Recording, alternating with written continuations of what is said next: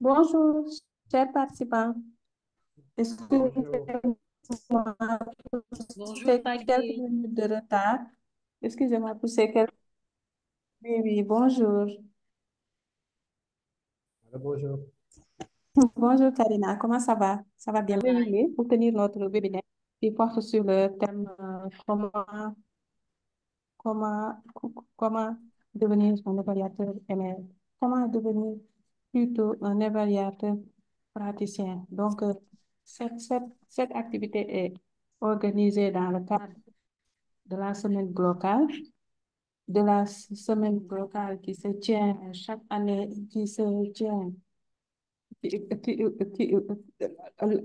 la semaine globale est une la, la, la, la semaine globale est une initiative de CLIE qui, qui, qui se tient chaque année. Comme je disais, c'est un, c'est un événement international porté chaque année par CLIE, c'est-à-dire un événement qui est consacré au partage des connaissances et qui relie la communauté mondiale de l'évaluation euh, donc des personnes physiques et des institutions dans tous les secteurs et toutes les régions. Donc, euh, donc,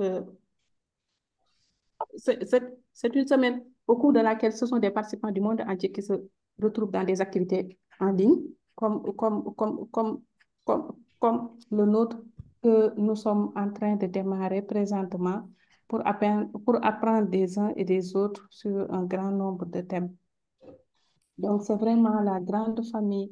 C'est c'est vraiment la grande famille de la communauté évaluative qui se retrouve lors de cette semaine dans différentes activités, comme je l'ai dit.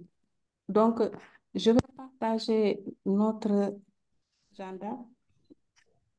Après cela, je vais laisser ma sœur, Madame Fatimata Gaye, hum, qui, qui, qui, qui, qui, qui, qui, qui re- re- qui, représente le président de Sénégal pour le mot d'ouverture de notre webinaire.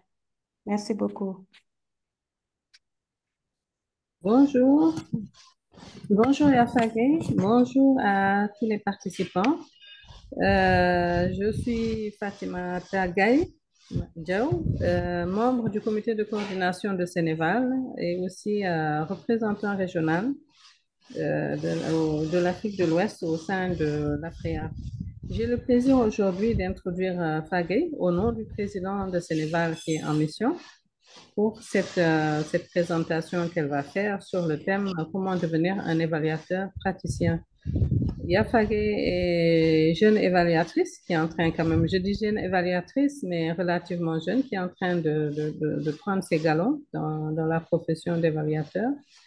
En plus de son poste de chargé de l'évaluation au sein de l'AGS, Yafagé assure actuellement l'intérim du secrétariat général du Sénégal. Alors, nous sommes fiers de présenter des jeunes. Vous savez l'intérêt de Sénégal sur la question du soutien des jeunes évaluateurs, de la promotion des jeunes évaluateurs. Donc, c'est avec un grand plaisir que nous avons noté, une grande satisfaction que nous avons noté la participation de beaucoup de jeunes parmi nous dans les activités du local. Glocal, qui est une excellente plateforme, formidable plateforme de mise en relation, d'apprentissage en commun, de partage, une plateforme internationale. Donc, c'est l'occasion de dire bonjour à ceux qui sont hors du Sénégal, sur le continent africain, sur le continent européen, pourquoi pas, comment dire, américain, sud-américain. C'est vraiment une plateforme extraordinaire d'échange et donc, sans plus tarder, je vais laisser à Yafagé le soin de dérouler le programme qui est l'agenda du webinaire qui est ainsi affiché et j'espère qu'à l'issue de sa présentation, nous aurons appris vraiment les uns des autres et surtout partagé de l'expérience. Merci beaucoup. Et Yafage, à toi la parole.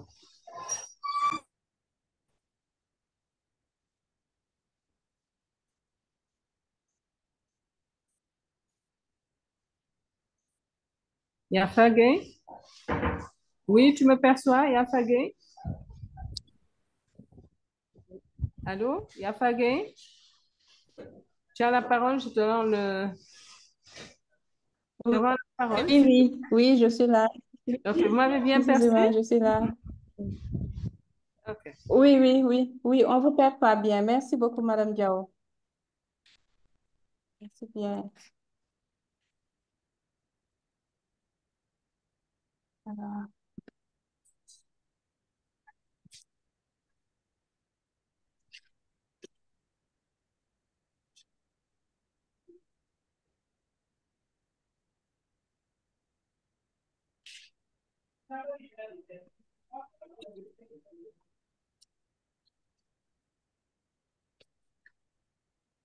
Yafage, je veux juste suggérer à tous ceux qui n'ont pas la parole de couper leur micro. Voilà. donc,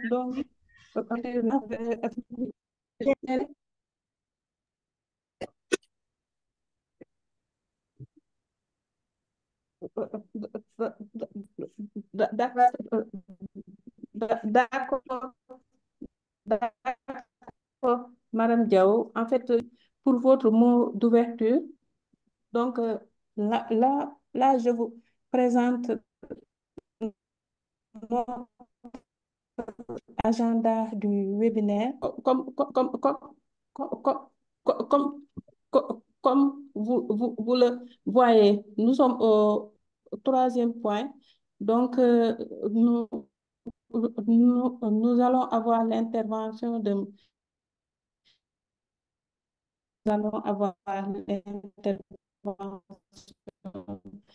de Monsieur Ibrahima Diaw. Après Madame Karimatou et Madame Soukaina Ouedraogo. Nous allons passer aux questions-réponses après un résumé des interventions. Et après, il y aura encore le mot de clôture du président s'il est disponible. Sinon, ce sera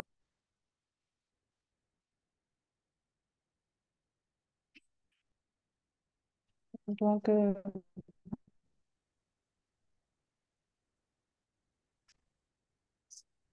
la connexion n'est pas bonne.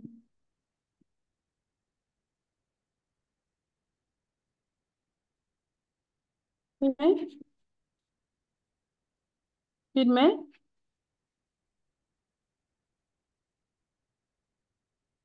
Filmé? Allô, filmé? Oui, You are recording us. Do what? What are you doing? Je t'ai pas bien saisi en fait. ah, Really? d'accord. C'est un webinaire. About what? C'est sur l'évaluation. Moi-même, j'ai un ami, Axel, que je fasse une formation. Mais en fait, quand vous n'interpellez pas, est-ce que vous pouvez mettre votre micro en sourdine? Aminatou, est-ce que vous pouvez m'aider? Vous mettre en sourdine le micro des personnes qui n'interviennent pas et qui sont activées. D'accord, merci. Co-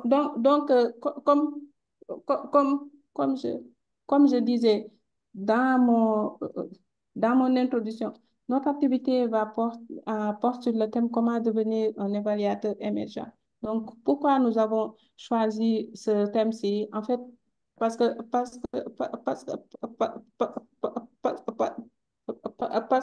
parce que, en fait, ce n'est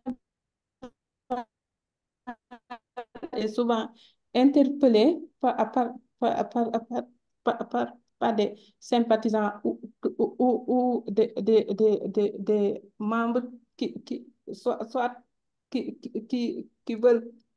veulent se reconvertir à l'évaluation ou sont, qui sont de, ou qui sont des jeunes diplômés et qui souhaitent se professionnaliser dans la matière de l'évaluation. Donc, c'est ce qui explique que nous ayons choisi ce thème. Maintenant, pour ce qui concerne l'approche, en tout cas, nous avons essayé de choisir des thèmes qui vont certainement intéresser cette cible et, c'est ce qui explique les titres que, que, que, que, qui sont, qui, qui sont prévus dans le flyers que j'ai partagé tout à l'heure. Donc, dans quelques minutes, je vais donner la parole à M. Sompoudou, qui, qui, qui, est-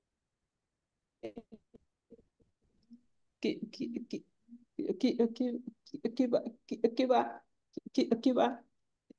qui va procéder à la première présentation. Donc, Monsieur Sompoudou est un conseil 1000 dans une organisation internationale au Burkina Faso, secrétaire général de l'association burkinabé des professionnels en suivi et ABPRO SE. Vous pouvez commencer votre présentation. Si vous n'arrivez pas à partager votre communication, ne vous gênez pas. Aminatou, est-ce que vous pouvez mettre en sourdine les... Oh, merde, la connexion est partie. C'est bon, excusez-moi, je pensais que la connexion était partie.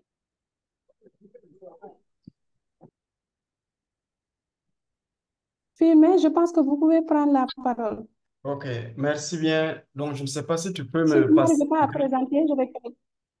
Non, c'est bon, je pourrais le faire. Si tu peux désactiver ton écran, le partage plutôt. Je vais reprendre. D'accord, c'est fait, c'est déjà fait. Merci. Screen.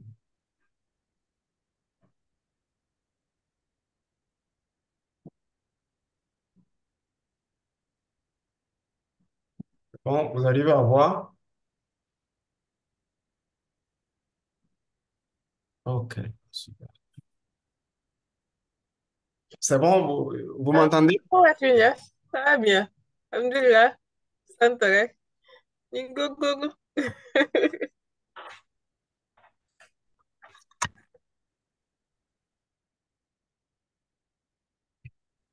Yaïfa, vous m'entendez? Oui, on vous reçoit très bien, infirmier. Ok, merci bien. Bonsoir à toutes et à tous. C'est un réel plaisir de participer à cette édition de la semaine de l'évaluation locale et de partager avec vous mes modestes connaissances et expériences sur le métier d'évaluateur praticien. Nous aborderons plus précisément le sous-thème, les qualifications et compétences nécessaires pour le métier du mil. Donc, il faut dire que ma communication est double. L'objectif de ma communication est double. Premièrement, c'est de fournir des éléments clés à ceux qui aspirent au métier du mil afin qu'ils puissent prendre une décision éclairée. Et deuxièmement, permettre aux praticiens actuels de concevoir une cartographie des compétences mil et de pouvoir surtout évaluer afin de se préparer à accéder à des postes de niveau supérieur. Donc,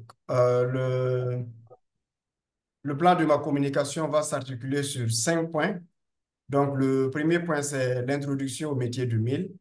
Et en deuxième lieu, nous allons aborder le rôle du mil dans le cycle de vie d'un projet. Et en troisième point, c'est quelles sont les qualifications et compétences nécessaires qu'il faut avoir. Et l'avant-dernier point, c'est comment développer des compétences. Et le dernier point, c'est les débouchés avec des exemples de postes auxquels le mil peut prétendre. Donc, il faut dire que le mil englobe plusieurs aspects essentiels dans la gestion et l'évaluation des projets, du développement et d'aide humanitaire. Là, je fais les deux en même temps. Donc, il s'agit notamment de suivre et d'évaluer les progrès d'un projet, d'assurer la responsabilité envers les bénéficiaires et les bailleurs de fonds, et ainsi d'apprendre de l'expérience pour améliorer les interventions futures. Qu'est-ce que c'est que le mille. En anglais, c'est Monitoring, Evaluation, Accountability and Learning. Suivi, évaluation, redevabilité, apprentissage, si vous voulez en français. Donc, de façon plus explicite, on va dire que le suivi est un processus continu qui consiste à collecter régulièrement des données sur les progrès réalisés dans la mise en œuvre d'un projet ou d'un programme. Donc, l'objectif, c'est de prendre des décisions et réagir aux problèmes susceptibles d'entraver l'atteinte des résultats. Donc, on peut dire en gros que c'est un outil de gestion au quotidien. Quant à l'évaluation, c'est l'analyse systématique et objective des données collectées pour déterminer la pertinence, l'efficacité, l'efficience, l'impact et la durabilité. Ce que je viens de citer tout à l'heure, ce sont les 5 critères du comité d'aide au développement de l'OCDE. Donc, pour ce qui est de la redevabilité, on dirait que c'est une composante intrinsèque de la qualité du programme et prend tous les systèmes internes visant à traduire le devoir de l'organisation envers les bénéficiaires, les autorités, les partenaires, ainsi de suite. Et pour finir avec le dernier élément qui est l'évaluation, on va dire qu'il consiste à tirer des enseignements de l'expérience pour pouvoir améliorer les pratiques et les résultats. Donc, cela implique de documenter et de partager les leçons apprises, de promouvoir une culture d'apprentissage organisationnel et d'adapter les approches en fonction des nouvelles informations et des changements contextuels. Toujours en introduction pour le métier, il faut dire que c'est un métier multidisciplinaire et transversal. Donc, ça dit qu'il nécessite des compétences variées, incluant des connaissances en gestion de projet, en statistique, en recherche, en analyse de données et parfois sur des domaines spécifiques comme la santé, l'éducation, le WASH, la nutrition et plein d'autres secteurs. Il faut dire également que c'est un métier en constante évolution, dans ce sens que les méthodes et les outils de suivi et évaluation évoluent constamment, ce qui exige une mise à jour régulière des compétences et des connaissances pour rester efficace et pertinent, et même compétitif sur le marché de l'emploi. Des bailleurs de plus en plus exigeants également, quant à la transparence, la précision et la qualité des interventions et bien évidemment la qualité des rapports. Donc, ils demandent souvent des preuves détaillées de l'impact et des résultats, augmentant ainsi souvent une certaine pression sur les professionnels du suivi et évaluation pour fournir des analyses approfondies et rigoureuses. J'aime paraphraser avec la citation de Antoine de Saint-Exupéry qui cite en ces termes: « Ne me dites pas ce que vous faites, mais dites-moi plutôt ce que cela a apporté comme changement. » Pour dire que ce n'est pas le nombre d'écoles construites qui compte, mais plutôt le nombre de filles et de garçons qui reçoivent une meilleure éducation. Il y a également les outils et la langue, les compétences linguistiques, mais nous allons y revenir au niveau des compétences et qualifications. Analysons maintenant les compétences clés en suivi, évaluation, redevabilité, apprentissage sous le prisme du cycle de vie d'un projet. Donc, cela va permettre de mieux comprendre comment ces compétences sont mobilisées à chaque étape du projet. Je donne un petit rappel sur les phases clés du cycle de vie d'un projet. On a l'évaluation des besoins quand on est dans l'humanitaire ou le diagnostic quand on est dans le développement. On a en deuxième point la conception ou l'élaboration du projet. Le quatrième point, la mise en œuvre. Et le dernier point, la clôture ou l'évaluation finale. Donc, voyons maintenant plus en détail en fonction des étapes du cycle de vie du projet. Donc, au niveau du diagnostic, dans la partie suivie, c'est de collecter des données, des indicateurs pour pouvoir justifier et attester les éléments de l'arbre à problème. Je pense que le communicateur suivant va aller un peu plus en détail sur l'arbre à problème, donc je ne vais pas trop m'attarder sur les explications de certains concepts. Au niveau de l'évaluation, c'est plutôt l'évaluation ex ante ou bien l'évaluation initiale. Donc, c'est de traiter et analyser les données collectées sur le terrain, voilà, et faire des recommandations à inclure dans la note conceptuelle, ou bien si la note conceptuelle est validée, c'est d'aller dans la conception du projet avec plus de détails. Au niveau de la redevabilité, c'est d'assurer l'implication de la communauté, voilà, et des enfants, si c'est un projet en lien avec les enfants. Et dans l'apprentissage, c'est d'utiliser des rapports et d'enquêtes réalisés dans les mêmes thématiques afin de tirer les leçons apprises des autres projets et éviter de commettre les mêmes erreurs. Au niveau de la conception, c'est de vérifier que les indicateurs respectent les standards de qualité et qu'ils soient SMART. SMART ici, c'est spécifique, mesurable, acceptable et réalisable dans le temps. Voilà, c'est de pouvoir effectivement formuler des indicateurs qu'on pourra mesurer. Et on demande la présence d'un mille pour pouvoir éclairer les concepteurs de projet et afin de pouvoir déterminer que ces indicateurs respectent ces standards. C'est de mettre en place aussi le plan de suivi et s'assurer que le département mille soit correctement financé pour pouvoir assurer le circuit de collecte et de traitement de données et prévoir le matériel, c'est-à-dire les téléphones, les smartphones et même les plateformes comme Kobo et bien d'autres qu'on pourra aborder dans la partie qualification et compétences. Donc, au niveau de l'évaluation, c'est de prévoir les moments clés de l'évaluation et budgétiser. S'il y aura une évaluation initiale, une baseline, par exemple, une midline ou bien une évaluation finale, c'est de pouvoir déterminer le coût de ces évaluations. Si vous allez recruter des consultants internes, externes, je vais dire, ou bien si ça va se faire à l'interne. Donc, au niveau de la redevabilité, c'est de s'assurer que la gestion des feedbacks et plaintes soit prise en compte dans le projet. S'assurer également que le budget prend en compte beaucoup d'éléments en lien avec la question liée à la redevabilité. Et dans l'apprentissage, c'est de s'assurer que les lignes budgétaires aient une ligne documentation, c'est-à-dire les études de cas, les vidéos, les capsules vidéo et plein d'autres éléments qui peuvent être mis en concurrence pour pouvoir partager les leçons apprises et les bonnes pratiques et de planifier aussi des activités d'apprentissage. Au niveau de la mise en œuvre, dans la partie suivie, c'est de préparer le dispositif MIL, c'est-à-dire lors du kick-off meeting, si vous voulez, réunion de lancement. C'est de prévoir le plan MIL, c'est-à-dire le cadre de mesure de rendement, le tableau de suivi des indicateurs, le tableau de suivi des activités, le chronogramme et bien d'autres outils qu'on pourra essayer de développer. Il faut aussi s'assurer de la qualité des données, c'est très important à ce niveau. Effectuer des visites terrain pour pouvoir voir est-ce que les données qui ont été transmises là correspondent aux réalités terrain. Au niveau de l'évaluation, c'est plus spécifiquement l'évaluation à mi-parcours. Donc, c'est de faire le point sur l'état d'avancement et les aspects nécessitant des améliorations. Et s'il y a lieu, s'il y a des problèmes qui entravent la mise en œuvre, c'est de pouvoir réajuster à temps pour éviter des situations malencontreuses.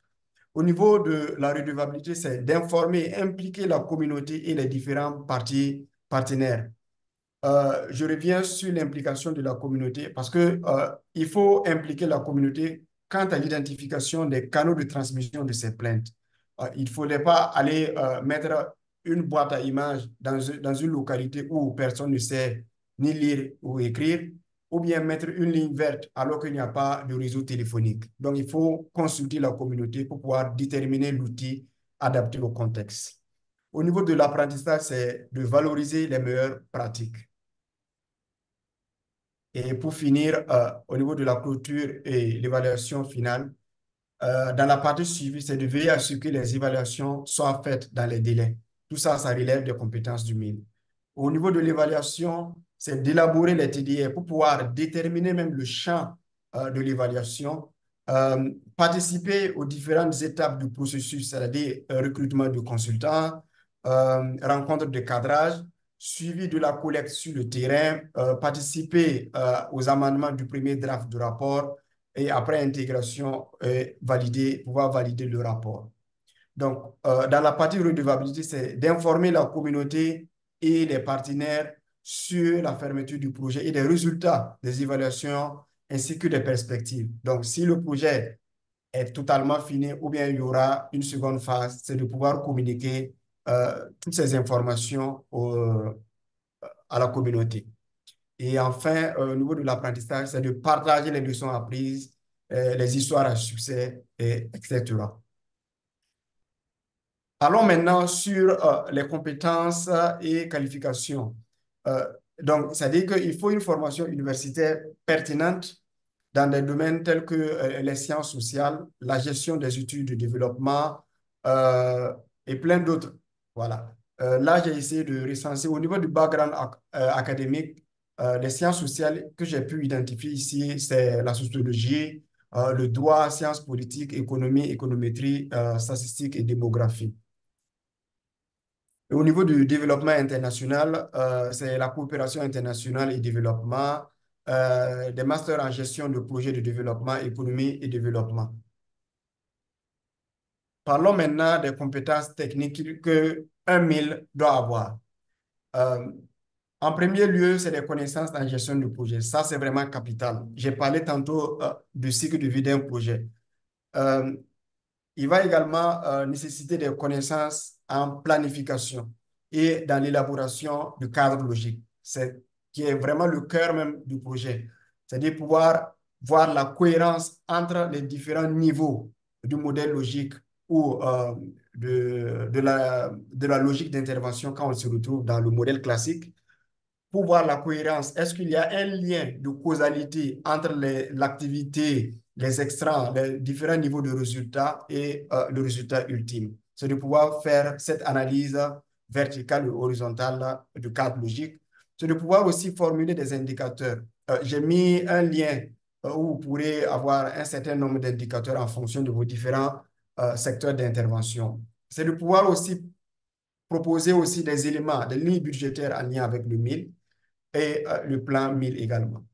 Il faut aussi avoir des connaissances en statistique, c'est-à-dire des compétences en mise en œuvre d'enquêtes quantitatives et qualitatives, de pouvoir déterminer quelles sont les méthodes ou les techniques d'échantillonnage en fonction de l'étude, quand on recherche des objectifs de l'étude, et d'analyser aussi les données et de pouvoir partager les résultats. Il faut aussi avoir des connaissances dans la conception des outils, c'est-à-dire le plan 1000, le cadre de mesure du rendement, le tableau de monitoring, le tableau de suivi des activités, et un registre de risque, quand c'est beaucoup plus dans le développement, où il faut déjà déterminer les risques potentiels et prévoir les probabilités de surveillance et également prévoir des mesures de mitigation pour pouvoir, Votre temps est écoulé. je peux Humain, continuer. là, je suis désolée, votre temps est écoulé. C'est vrai que c'est tellement intéressant ce que vous dites, mais le Oui, temps est écoulé. Je ne voudrais pas que l'activité soit trop en retard. ok. Je vais aller Voilà, rapidement. si vous pouvez Ok, conclure pour ok. permettre aux autres. Ok. C'est vrai qu'en 10 minutes, on ne peut pas parler de 1000. Ben, ok. Euh, D'accord, c'est vrai. donc, au niveau des concepts et approches, c'est de maîtriser la gestion axée sur les résultats et puis la théorie du changement, si vous voulez. Toujours au niveau des compétences techniques, c'est de maîtriser les outils de collecte, de gestion de données ou d'analyse statistique. Avoir une expérience aussi dans les mécanismes de gestion de suivi. Euh, Également des capacités à pouvoir former le personnel sur l'utilisation des outils. Il y a aussi les compétences linguistiques en anglais surtout et puis les connaissances informatiques. Là, j'ai donné quelques outils de suivi et évaluation. Le document, la présentation sera partagée. Donc, vous allez avoir tous ces éléments-là à l'intérieur. Je vais sauter cette partie parce qu'il y a des panélistes suivants qui va aborder les compétences douces. Et au niveau du développement de compétences, c'est de pouvoir, on peut acquérir l'expérience sur le terrain à travers des stages ou bien un emploi ou bien des consultations dans des cabinets. Et de suivre aussi des formations spécialisées pour ceux qui veulent aller dans l'humanitaire, le CHS, c'est le Corps Humanitarian Standard de qualité et de redevabilité. Et de participer à des conférences et réseaux professionnels et à les associations ou bien les webinaires qu'on organise actuellement. Et pour terminer avec les débouchés, les exemples de postes qu'on peut avoir, euh, j'ai essayé de faire en image. Voilà. Sinon, c'est des postes d'assistant MIL ou MNI, des chargés suivi évaluation, des conseillers ou des spécialistes, des coordonnateurs, des MIL managers, des chargés de redevabilité, des gestionnaires de bases de données, spécialistes en évaluation, consultants indépendants, conseillers en gestion des connaissances et capitalisation et data manager, si vous voulez. Donc, voici ce que je pouvais dire en 10 minutes. Euh, les compétences et qualifications qu'il faut avoir pour pouvoir exercer le métier du mille. Merci pour votre attention. Je repasse la parole à la modératrice et je vous remercie. Merci, Firmin. C'est dommage qu'on ne puisse pas t'applaudir. C'était très intéressant vu que mais puisque le temps est tellement serré, donc je pense qu'on n'a pas eu d'autre choix que de vous demander de finir rapidement votre communication. Donc, Firmin a abordé le rôle du mille, c'est-à-dire de la personne chargée du poste de suivi et d'évaluation. Et il a mis l'accent aussi sur les qualifications et compétences nécessaires, le développement des compétences et des débouchés personnels. Donc, pour aller vite, je ne vais pas trop m'étendre vu qu'on a déjà quelques minutes de retard. Donc, je vais passer la parole, je vais passer la parole à la présentatrice suivante. Firmin, Firmin, si vous pouvez arrêter votre partage. Aminatou, si vous pouvez m'aider aussi en désactivant les micros, parce qu'il y a des participants souvent qui oublient et qui laissent leur micro activé. D'accord. D'accord, il n'y a pas de souci. Merci beaucoup, Aminatou. Aminatou est la secrétaire permanente de Sénégal. D'accord. Maintenant, le prochain présentateur, c'est M. Ibra Diaw, qui est expert en suivi et évaluation avec 3 ans d'expérience professionnelle dans les ONG. Donc, M. Ibra Diaw, vous pouvez y aller. Vraiment, j'ai fait en sorte d'être très concise dans la présentation. Maintenant, bonjour Ibra, bienvenue parmi nous. Bonjour Fagay, D'accord, bonjour tout le monde et bonjour à tous les d'accord, participants. d'accord. Merci beaucoup. Ok, Est-ce que vous préférez que je partage? D'accord, vous y allez, d'accord, c'est bon. ok, vous voyez le partage. Oui, c'est venu, merci Ibra. C'est bon. Oui, c'est bon, merci beaucoup. Ok, merci Fagay et bonjour à tout le monde et à tous les participants. Bon, c'est un immense plaisir d'être là, partager quelques expériences et compétences avec les participants. Donc, cette activité entre dans le cadre de Vie locale qui est prévu pour la semaine du 3 au 7. Et comme nous avons la thème principal, la thématique principale qui est comment devenir un évaluateur praticien. Et moi, je suis chargé de présenter le sous-thème des outils incontournables en suivi évaluation. Donc, pour être un bon mule, il faut maîtriser certains outils qu'on trouve incontournables. Donc, dans le plan de ma présentation, comme j'ai que 20 minutes, 10 minutes pour la présentation, j'ai jugé nécessaire de faire la présentation sur 3 outils, à savoir à problème, la théorie du changement et le tableau de suivi des indicateurs de performance. Donc, en 10 minutes, je pense que même ces 3 outils c'est insuffisant de présenter ces 3 outils en 10 minutes. Donc, bon, on va faire avec le temps. Donc, on va démarrer avec l'arbre à problème parce qu'on demande qu'est-ce que c'est que l'arbre à problème. On veut dire qu'un arbre à problème est une représentation schématique d'un arbre qui permet d'identifier les causes profondes d'un problème. Pour, pour construire un arbre à problème, quelles sont les étapes à faire? Là, on a fait 4 points, donc les 4 points qui sont indispensables pour faire une présentation d'un arbre à problème ou bien pour concevoir un arbre à problème. Le point numéro 1, c'est de commencer par identifier la problématique centrale. Ensuite, deuxièmement, c'est d'identifier les causes principales et les causes profondes. Parfois, on les appelle les sous-causes. Et troisièmement, c'est d'identifier les conséquences et les conséquences secondaires.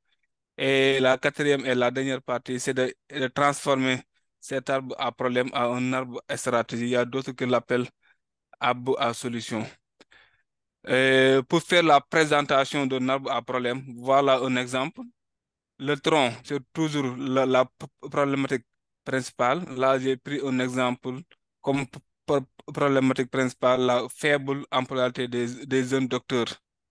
Et comme cause, j'ai pris une seule cause, c'est la cause numéro un, faible employabilité des docteurs dans le secteur privé. Et les sous-causes, il y en a deux. La méconnaissance des employeurs des compétences développées par les docteurs. La deuxième cause, c'est le manque de communication sur les compétences des docteurs. Et pour les conséquences au niveau, les conséquences principales, c'est la fuite des cerveaux. Et il y a aussi d'autres conséquences secondaires qu'on appelle la diminution de l'innovation, il y a le déséquilibre sur le marché du travail local. Voilà, sous forme d'exemple, comment présenter un arbre à problème. Et on va verser comment transformer cet arbre à problème à un arbre à solution. Pour faire ça, il faut positiviser l'arbre qu'on avait tout à l'heure. Ça veut dire que le tronc qui était la problématique principale devient objectif spécifique. Donc, au lieu d'avoir la faible taux, ici, on veut renforcer l'employabilité des jeunes docteurs. Et la cause principale devient un résultat.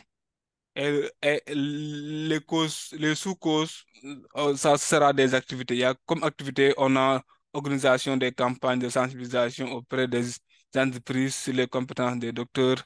Comme résultat, on peut dire que l'employabilité des diplômés est améliorée en dehors de la sphère académique.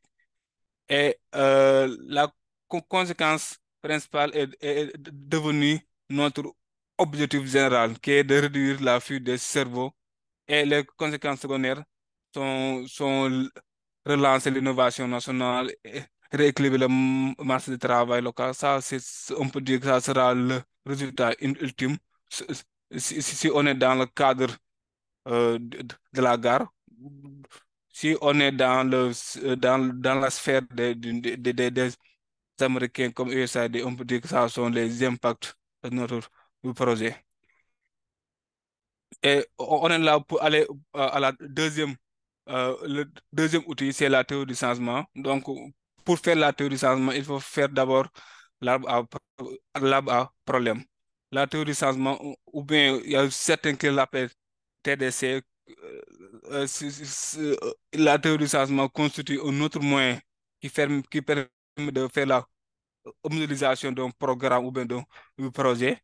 Il y a d'autres qui font ce qu'on appelle le modèle logique, se contente principalement à décrire la théorie du programme. Alors que la théorie du changement, elle précise les hypothèses. Or que dans le modèle logique, on n'a pas la partie hypothèse et les risques associés à chaque élément pour le, pour le, pour le modèle logique. On dit que, c'est quoi la théorie du changement? On dit que on se trouve ainsi avec une explication indiquant comment et pourquoi la mise en œuvre d'un programme devrait, dans un environnement particulier, mener des changements escomptés.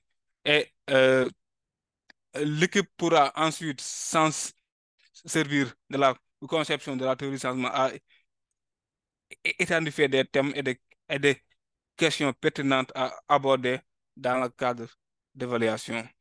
Et on dit aussi que la théorie du changement est surtout utilisée pour décrire les programmes complexes qui comprennent plusieurs éléments qui interagissent ensemble pour produire le changement escompté. Elle permet aussi de décrire comment le programme contribue au résultat ultime. Ça veut dire que la théorie du changement va nous permettre de nous dire, d'expliquer notre intervention, comment nous allons intervenir pour atteindre l'impact visé. De façon générale, on dit que les auteurs s'entendent pour dire que la conception d'une théorie de changement nécessite une démarche itérative et participative. faisant intervenir à plusieurs reprises différents types de parties prenantes. On a les gestionnaires, les membres d'équipe de travail, les bénéficiaires et même que les partenaires. Donc, la conception de la théorie du changement, ça n'implique pas l'équipe de projet, ça implique tout le monde. Toutes les parties prenantes du projet est impliquée dans la conception de la théorie du changement. Et c'est pourquoi on dit que son développement peut être long et coûteux de celui d'un modèle logique. Et là, il y a un tableau qui permet de comparer la théorie du changement et le modèle logique. Il y a trois aspects. Il y a l'objectif principal, il y a les avantages et les limites. Donc, pour chaque théorie, il y a des avantages, il y a des limites. Et il y a aussi un objectif principal particulier. Pour le modèle logique, on peut dire que c'est d'écrire un programme et c'est les éléments qui le constituent. Et pour la théorie du changement, on peut dire qu'elle décrit le processus de changement qui va être fait par le programme. Pour avantage, on peut dire que ça facilite à utiliser un format simple et séquentiel. Pour la théorie du changement, les avantages offrent un aperçu plus complet des mécanismes par lesquels le programme devrait contribuer au changement espéré. Ensuite, elle propose une pensée logique, mais non linéaire. Voilà, pour les limites, là, ça assume des relations de cause à effet linéaire. Et pour la théorie du changement, on voit que les limites, c'est ça, on dit que ça nécessite un investissement plus important pour le temps et les ressources. Donc, on disait que la théorie du changement est plus coûteuse pour le faire parce que ça implique la participation de toutes les parties prenantes. Bon, pour faire une synthèse, on peut dire que la description d'un programme est essentielle à sa compréhension et à sa modélisation. Il est impossible d'évaluer ce qu'on ne sait pas et le nombre d'évaluations ont essayé de le faire sans succès. Bien qu'il n'en soit pas obligatoire de formuler une théorie de changement ou un modèle logique dans toutes les évaluations, il est toujours utile de décrire l'intervention et ses balises clairement dans un plan d'évaluation. Cela nous permet de préciser préciser que sur quoi l'évaluation va porter et sur quoi elle ne va pas porter. Et pour terminer, on dit que la gestion des attentes des parties prenantes est importante dans une démarche évaluative et ces clarifications vont aider à nous assurer que toutes les parties prenantes débutent la marche avec une compréhension commune et ce qui sera évalué.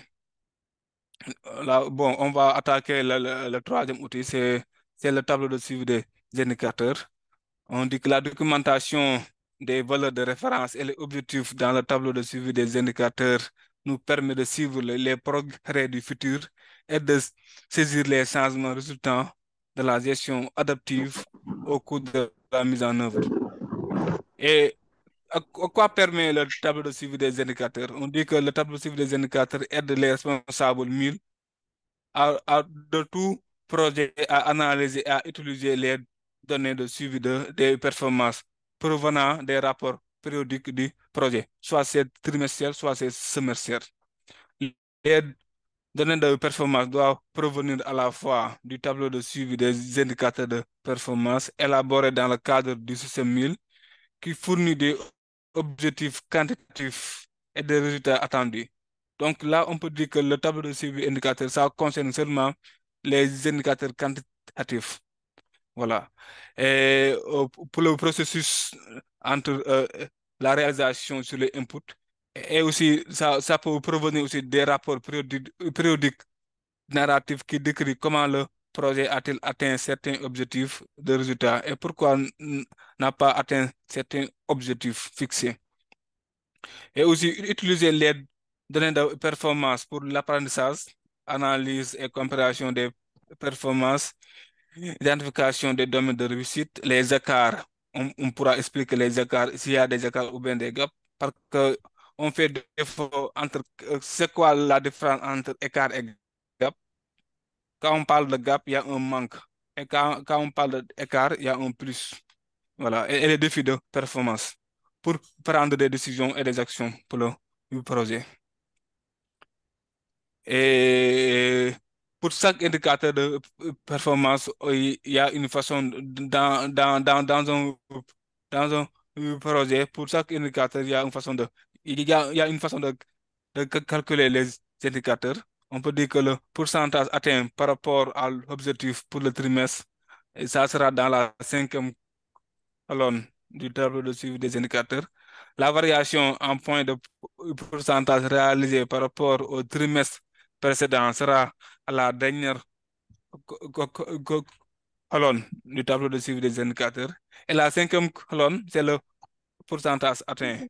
Et on va partager un tableau qui va permettre de mieux comprendre. Parce que là, il y a le nombre d'indicateurs, parce qu'on peut avoir plusieurs indicateurs. Mais là, j'ai mis indicateur 1. Le nom de l'indicateur, c'est le nombre d'administrateurs régionaux du ministère de l'Éducation et autorités municipales formés à la gestion et de l'alimentation scolaire. La cible, c'est 50. Atteint, on a réalisé, on a formé 60 administrateurs et le taux atteint, c'est 120%. Donc, il y a un écart de 30 personnes. Là, si c'était moins 30, on parlait de gap. Là, on a plus 30, on parle de écart.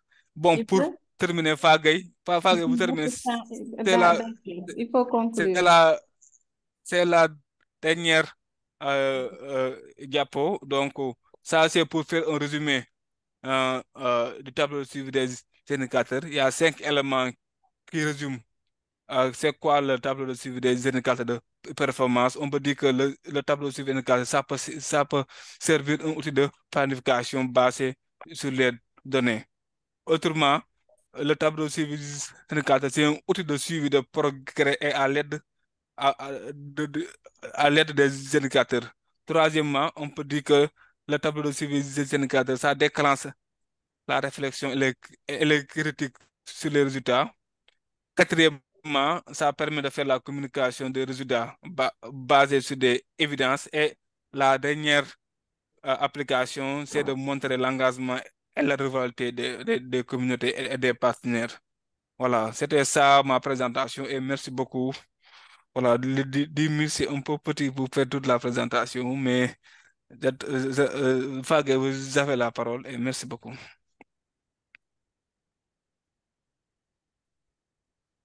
D'accord, merci Yves.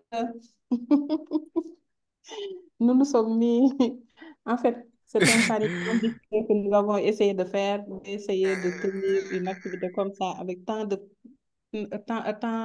thèmes à la fois qui peuvent constituer donc plusieurs webinaires. C'est pourquoi c'est un peu compliqué. Donc, pour résumer un peu, pour reprendre un peu l'essentiel de la communication monsieur, qui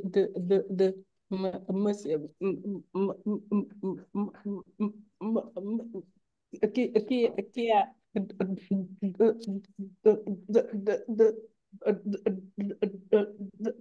monsieur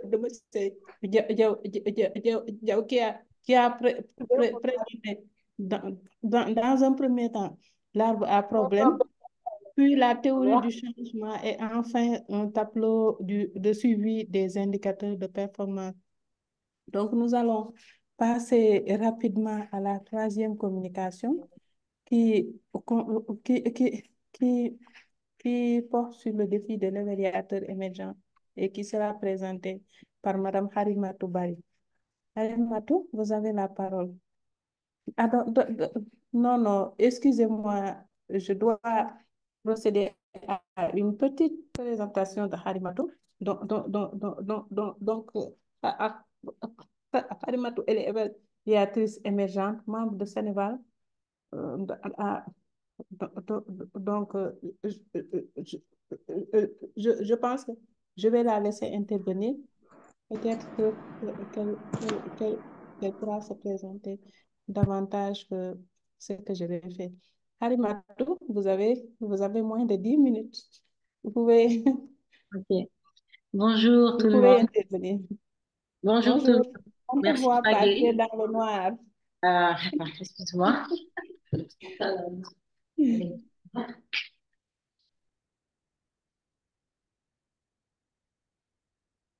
Bonjour D'accord. Fagé. Bonjour Harimatou, Salut bonjour. bien. Oui, ça Euh, va? merci pour cette présentation. Moi, je me nomme Karima Toubari. Je suis évaluatrice émergente, comme vient de vous le notifier Fagé. Et aujourd'hui, je vais un peu vous exposer sur les défis auxquels sont confrontés les évaluateurs émergents. Pour, vous voyez mon écran, Fagé? Non, c'est pas encore visible. Mais si tu n'arrives pas à partager, je peux le faire. C'est bon, attends.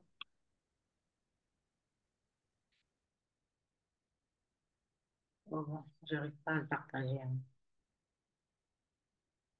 C'est bon, Harimatou? Non, j'arrive pas à partager, j'essaie là. Tu n'y arrives pas, d'accord. Donc, je vais faire le partage. Un instant, j'ouvre la communication de Harimatou.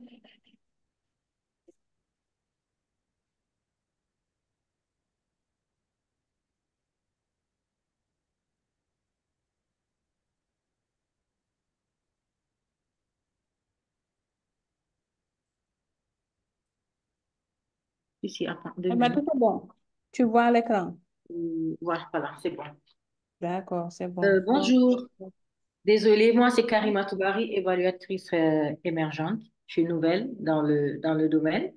Ça fait maintenant 2 ans que je suis dans le secteur de l'évaluation et je vais un peu vous faire part de mon expérience.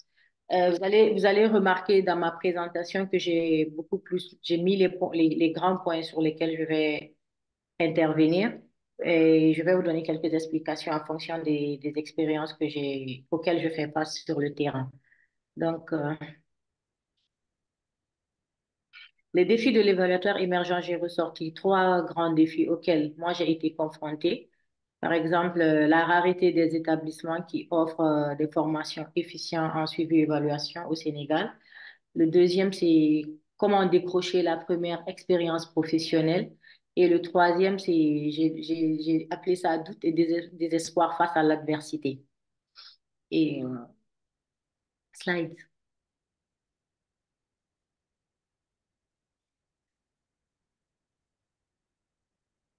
En ce qui concerne le premier point, la rareté des établissements qui offrent des formations, j'ai hum, j'ai dit la rareté des établissements qui offrent des formations efficientes en suivi et évaluation au Sénégal.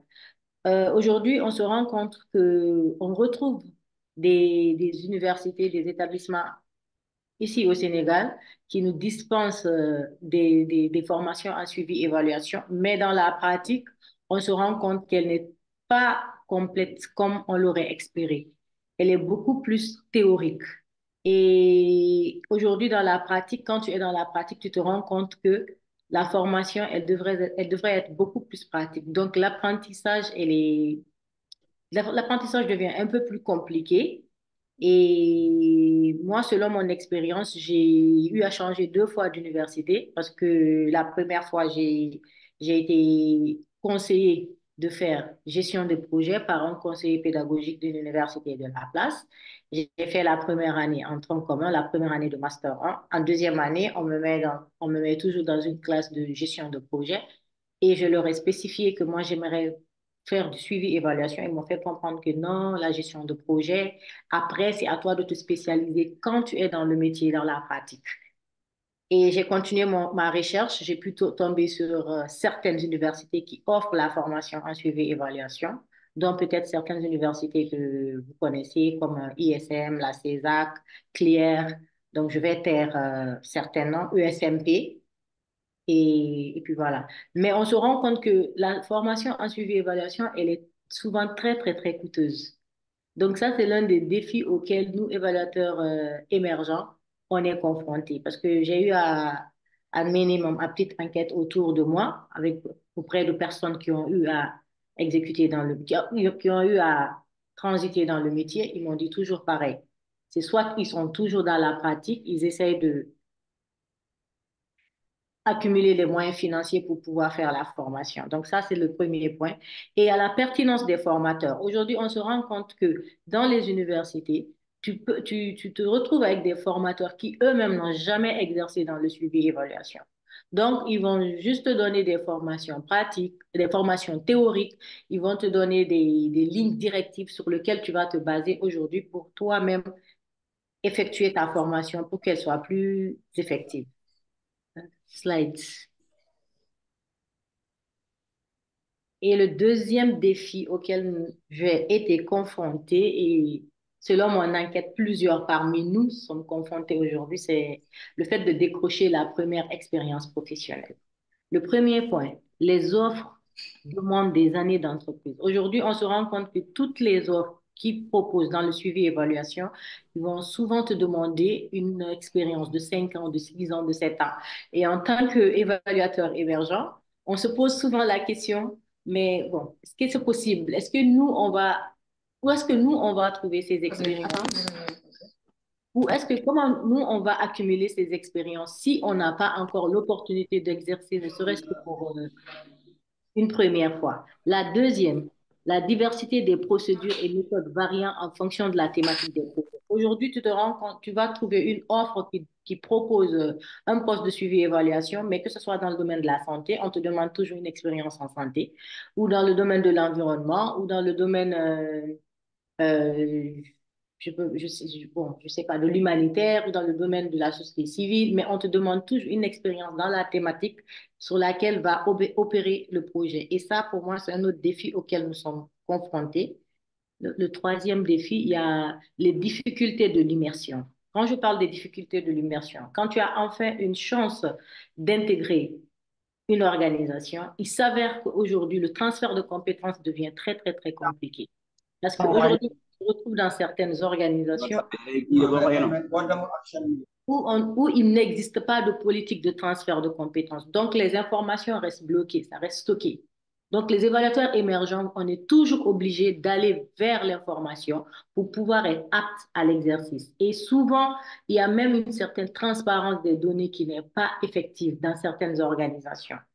Ça, c'est selon moi mon expérience. Bon, je ne dis pas que tout le monde fait face à la même chose, mais je sais qu'il y a beaucoup parmi nous ou beaucoup de personnes auxquelles j'ai eu à discuter qui m'ont dit qu'eux aussi, ils font face à ça. Parce qu'aujourd'hui, on se rend compte que les personnes qui exercent dans le suivi et évaluation dans les organisations, c'est qu'il y a des gens qui ont 15 ans, 20 ans en moyenne d'expérience. Donc, du coup, ils ont dû l'apprendre sur le tas dans l'exercice de leur fonction. Avec les séminaires, comme ils viennent de le notifier, Firmer l'a notifié au départ, avec les webinaires, ils l'ont appris sur le tas. Donc, du coup, je pense qu'ils ont ce problème pédagogique de transfert de compétences. Moi, selon moi, c'est ça, parce que je ne peux pas penser que c'est de l'égoïsme ou c'est quelque chose d'autre. Mais il y a certaines organisations, par contre, comme certaines organisations anglo-saxonnes, on trouve déjà des méthodes qui sont déjà instaurées sur place et auxquelles tout le monde a apte. Fagé, je ne vois plus le slide, je ne vois plus la présentation. Fagé, tu m'entends?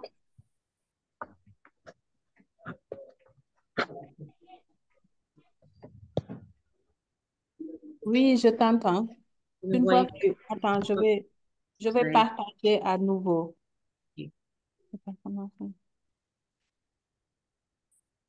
Donc, Et, c'est bon. et mon dernier point que je vais aborder, je l'ai appelé continue Oui, c'est ça. au dernier slide. Je peux dérouler jusqu'au dernier slide. Oui, c'est ça. OK.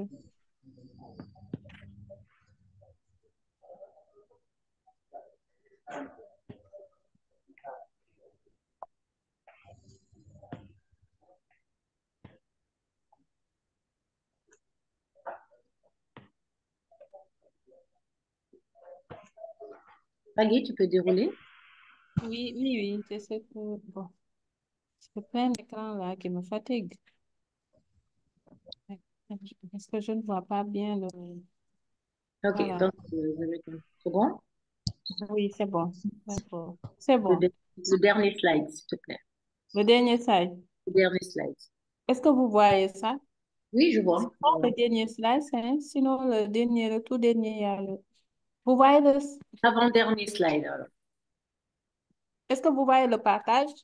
Oui, je vois. Moi, je vois le page 5. D'accord. D'accord, donc c'est bon.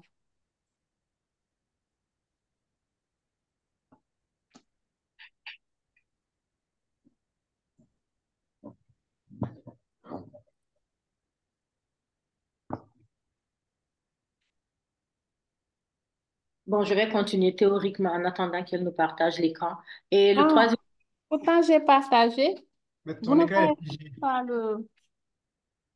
Ah, d'accord. Tu peux couper et puis je vais relancer, on va voir.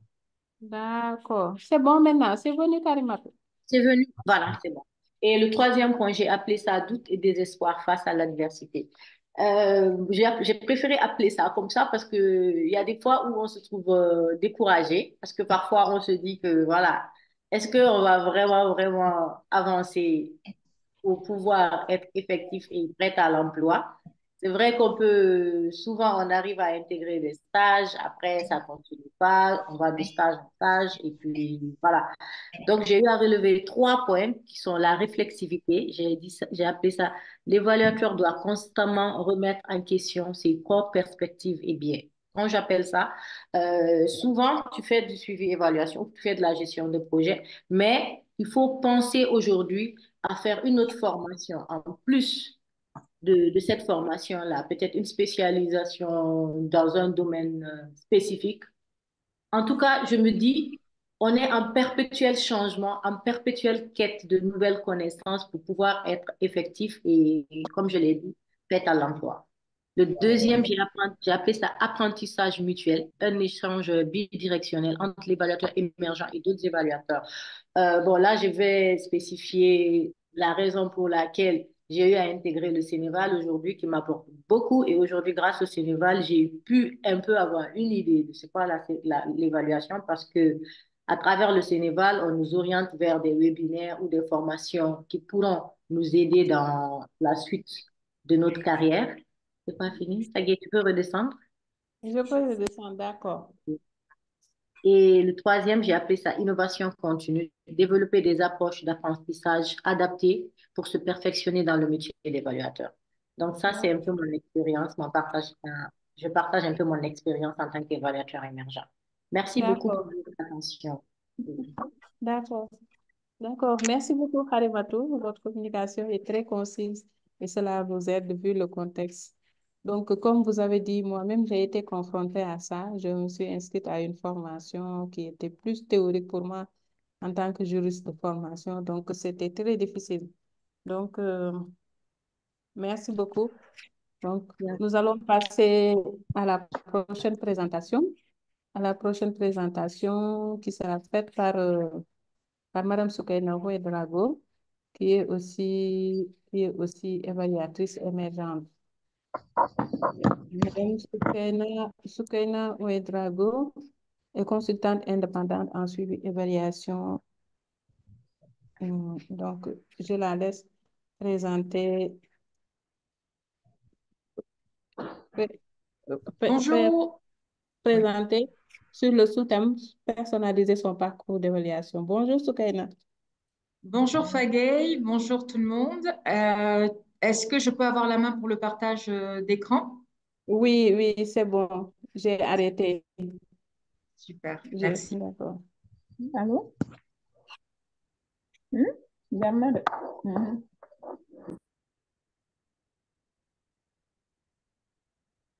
Donc, bonjour à tous les participants. Mon nom est Soukaina Ouedraogo et ma présentation portera sur personnaliser son parcours d'évaluateur ou d'évaluatrice.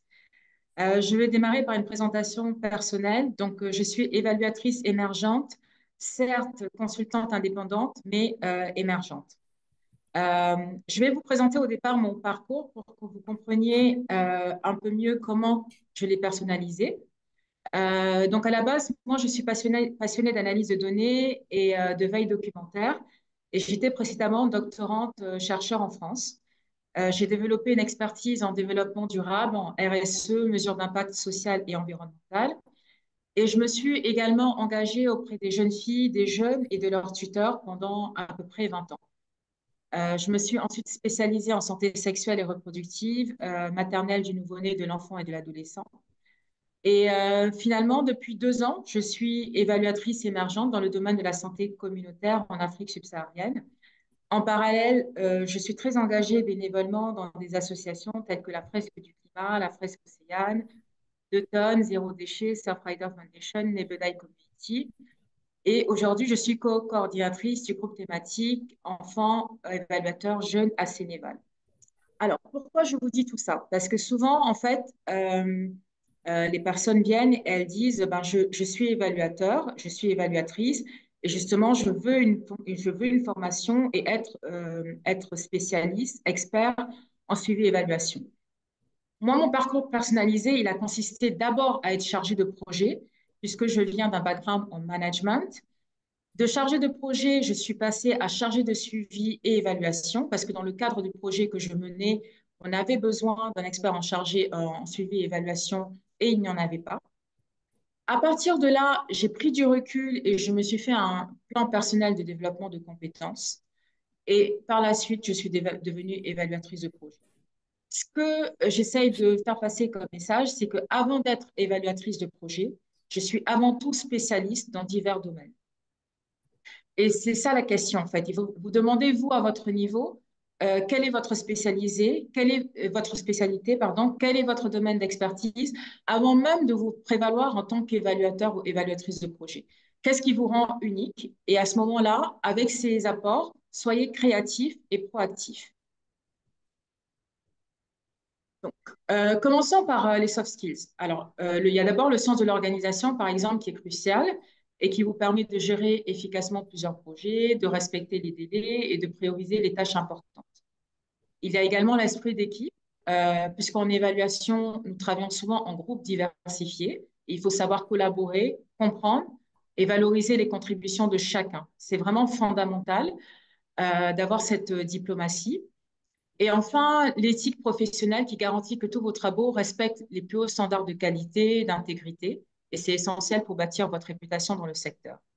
Mais avant tout, et moi, c'est ce sur quoi je mets surtout l'accent, c'est mon intelligence émotionnelle qui joue un rôle clé, puisque c'est cette intelligence qui va vous aider à naviguer dans les relations interpersonnelles sur le terrain, et aussi à gérer les conflits et à recueillir des données sensibles avec tact et respect.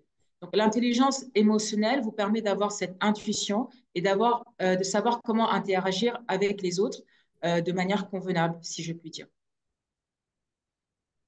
Ensuite, les compétences diverses. Donc, il y a le suivi, et ça, c'est quand vous êtes souvent dans une organisation, une ONG, quand vous êtes responsable MIL, par exemple, vous avez à développer de nombreuses compétences techniques en suivi, et mes collègues ont largement parlé de la question.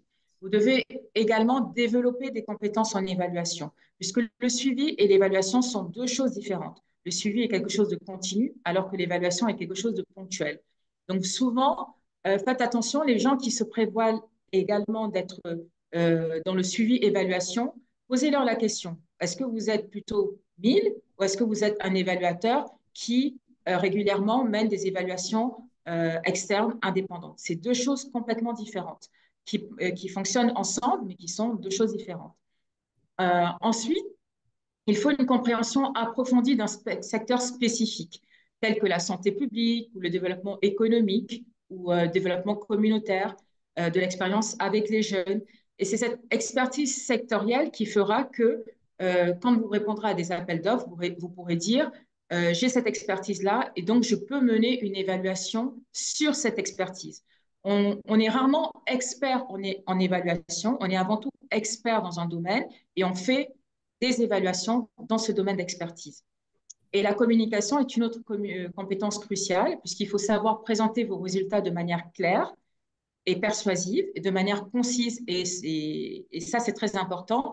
On se plaint souvent que les commanditaires n'utilisent pas les rapports d'évaluation, mais c'est peut-être aussi parce que ces rapports d'évaluation ne sont pas assez synthétiques.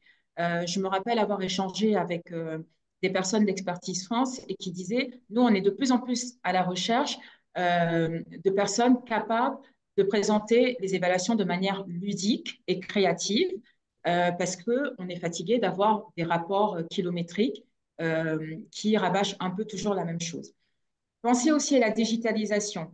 Aujourd'hui, il est nécessaire de maîtriser des outils comme Google, l'environnement Google Workplace. On parle de plus en plus de gestion de projets agiles.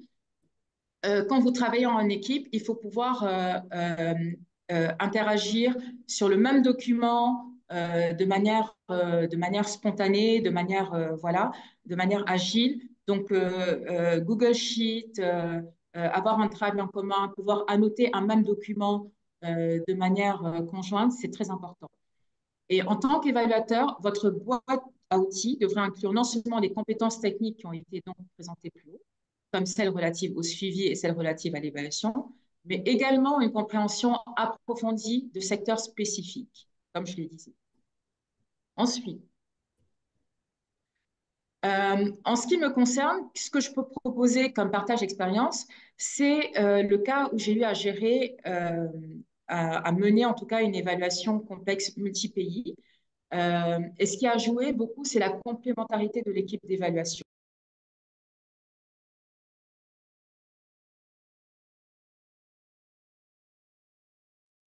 Alors, pourquoi? Dans ce premier cas, ma connaissance approfondie du terrain et des normes sociales a non seulement facilité le processus d'évaluation, mais a également mis en lumière l'importance de s'appuyer sur les savoirs et les expertises des acteurs locaux. Puisque l'équipe d'évaluation était composée à la fois d'évaluateurs occidentaux et d'évaluateurs africains, mais portés sur des projets en Afrique. Donc, ils avaient besoin d'experts locaux. Le deuxième exemple, le deuxième cas, c'est un appel d'offres sur lequel j'ai répondu et qui portait sur le sport pour le développement.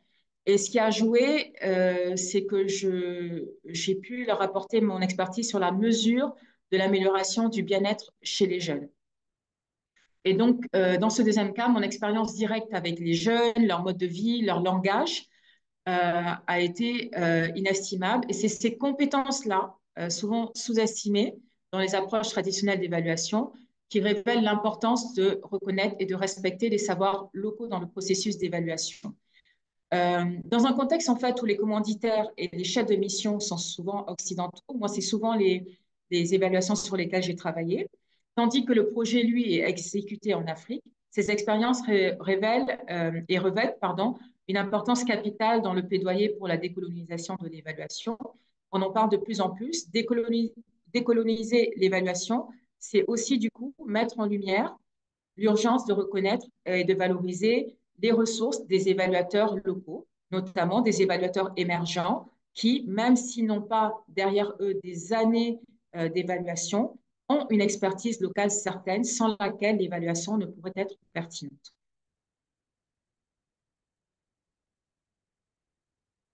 Alors, comment valoriser ces compétences?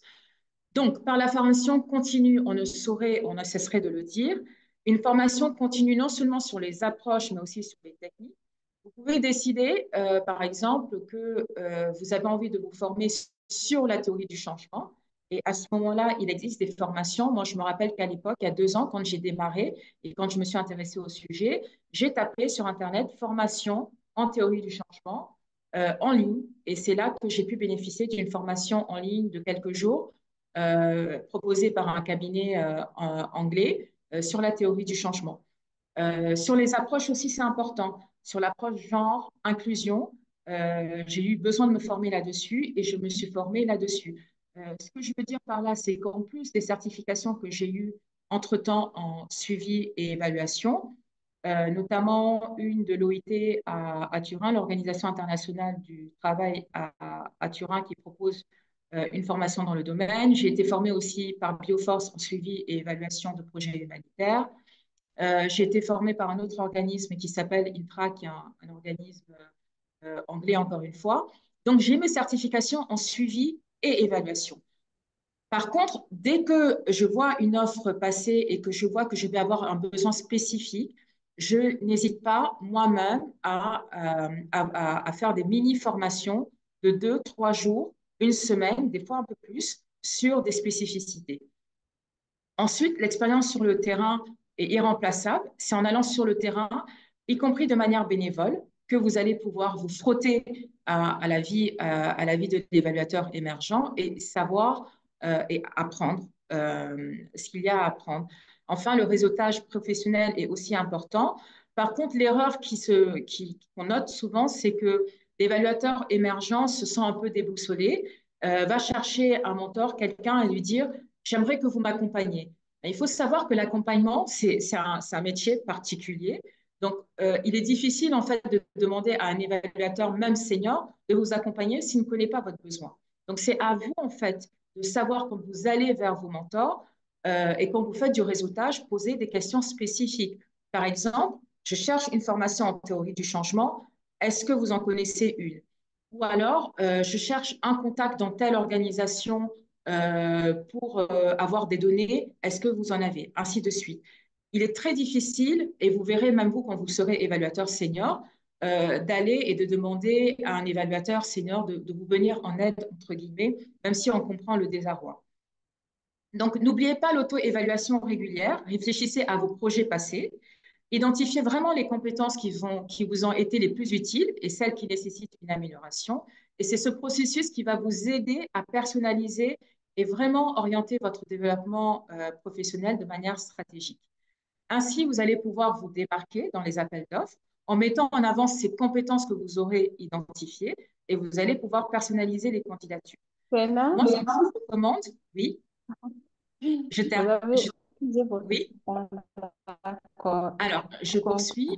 Donc, un bon conseil, c'est de créer ce que j'appelle une matrice de compétences qui aligne directement vos compétences et expériences avec les exigences de l'appel d'offres. C'est un tableau simple qui permet aux décideurs de voir rapidement comment vos qualifications correspondent à leurs besoins. Et là, vous voyez que je ne parle pas d'évaluation. Parce que souvent, en fait, ce qui va se passer, c'est que le commanditaire va demander des expertises très particulières. Et si ça se trouve, vous les avez. Et peut-être que vous n'avez jamais fait d'évaluation. Et à ce moment-là, vous pourrez être intégré dans une équipe plus large. Et c'est comme ça que vous ferez vos premières évaluations. Donc, cela consiste à avoir un tableau en 2 colonnes. Dans la première, vous listez toutes les exigences de l'appel d'offres. Et dans la deuxième, vous listez toutes vos compétences et expériences correspondantes. Donc, voilà, c'est une méthode toute simple. Donc, pour finir, moi, je dirais que ce qui m'a aidé, c'est cette roue où je navigue continuellement entre humilité et expérience sur le terrain.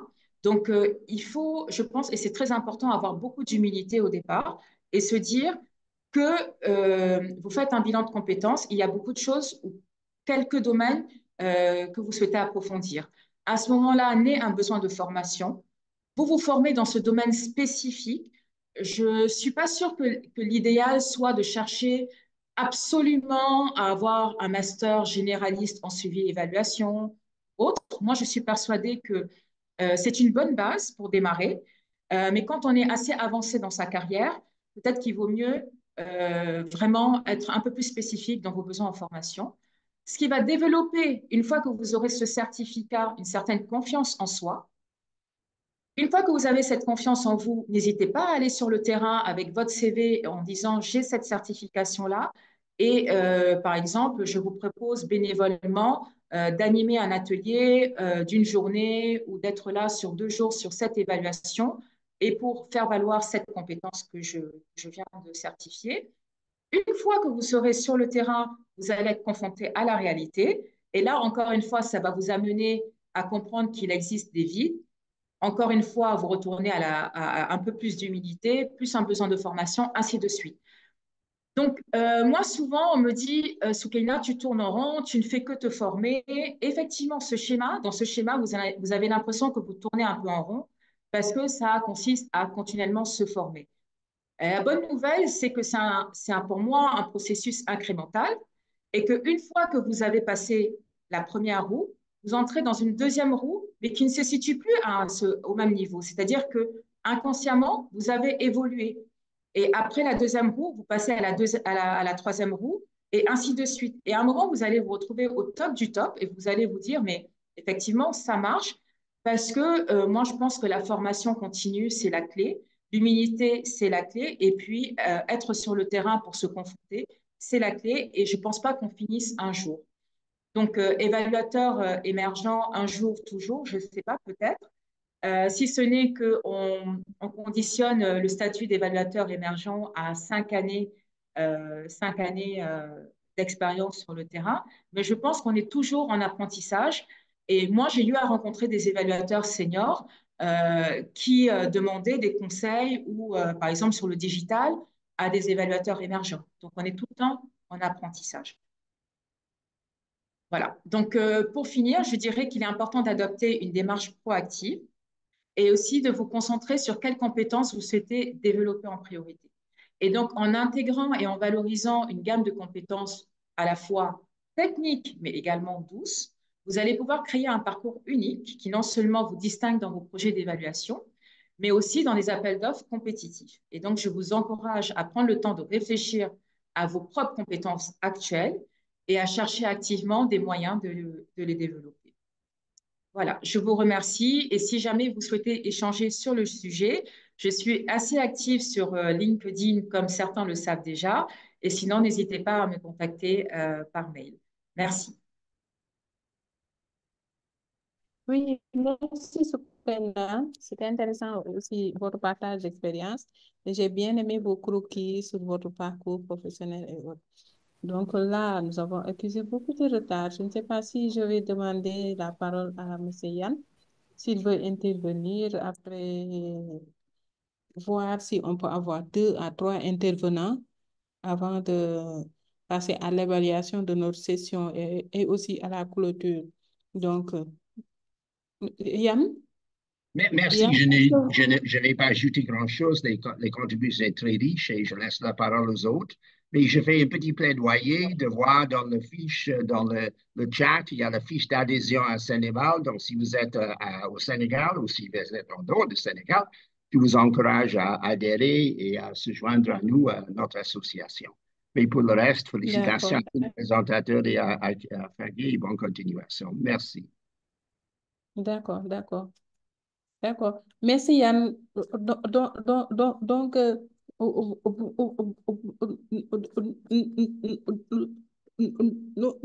nous avons partagé dans le chat box toutes les communications. Et aussi, il y a un document que j'appelle ressources aussi, que j'appelle quelques ressources supplémentaires que que j'ai partagé dans le chat box. Non, non, que plutôt j'ai demandé à ma collègue de partager dans le chat box. Donc, s'il y a des évaluateurs qui débutent, donc, vous pourrez trouver dans ce document des indications et des orientations. J'ai mis, en fait, des ouvrages. J'ai mis 2 exemples, 2 ouvrages simplement, deux ouvrages en fait, que je trouve très complets sur le suivi et l'évaluation. J'ai mis 2 avis, c'est-à-dire des vidéos de moins de 20 minutes sur des évaluateurs praticiens, dont, dont, dont, dont, dont M. Abdou Aziz Khan, le président d'honneur de Sénégal. Il y a un autre aussi que je ne connais pas, Facebook, que je partage, des sites web, des sites où vous pourrez trouver de la documentation en évaluation. S'il y a des personnes qui veulent intervenir, vous pouvez lever la main, mais vous pouvez donc vous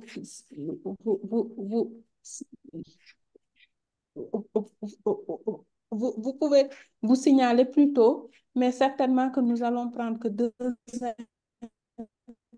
intervenants ou 3 au maximum, puisque notre activité a un peu débordé. Nous sommes à 16h28 déjà. l'activité devait prendre fin à 16h30 pour pouvoir libérer les autres. D'accord, merci. Alors, il y a une mail, il y a Dodo l'a dit. D'accord.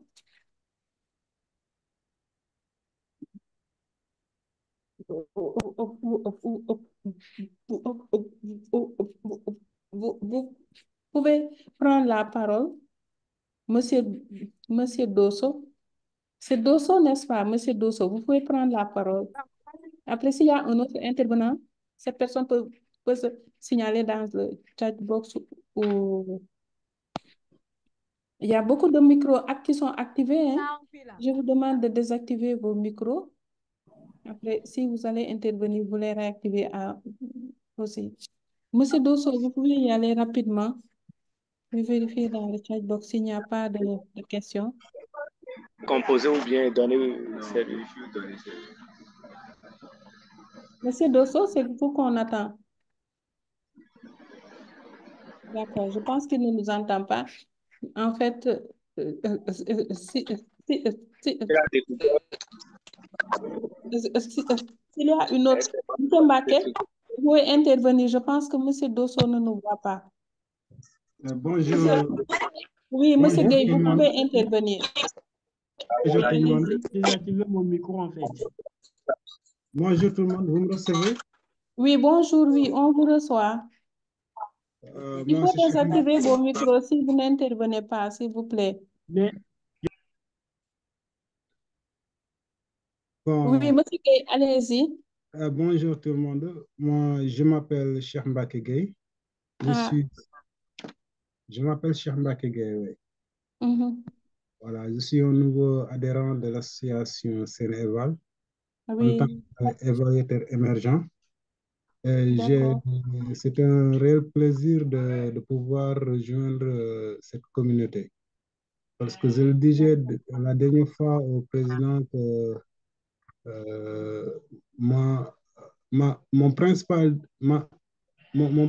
problème, c'était de retrouver l'écosystème sénégalais dans le domaine de l'évaluation. Parce que moi, l'évaluation, je l'ai embrassée à travers une mission que j'ai effectuée au Maroc. Et là-bas, au niveau du Conseil national des droits de l'homme, j'étais chargé d'évaluer la politique nationale marocaine sur l'immigration.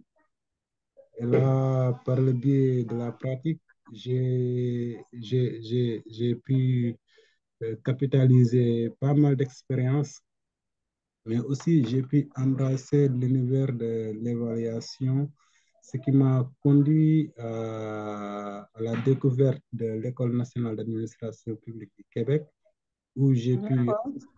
assister à quelques séminaires, surtout sur l'évaluation du développement, le programme PIFED. Mhm. Par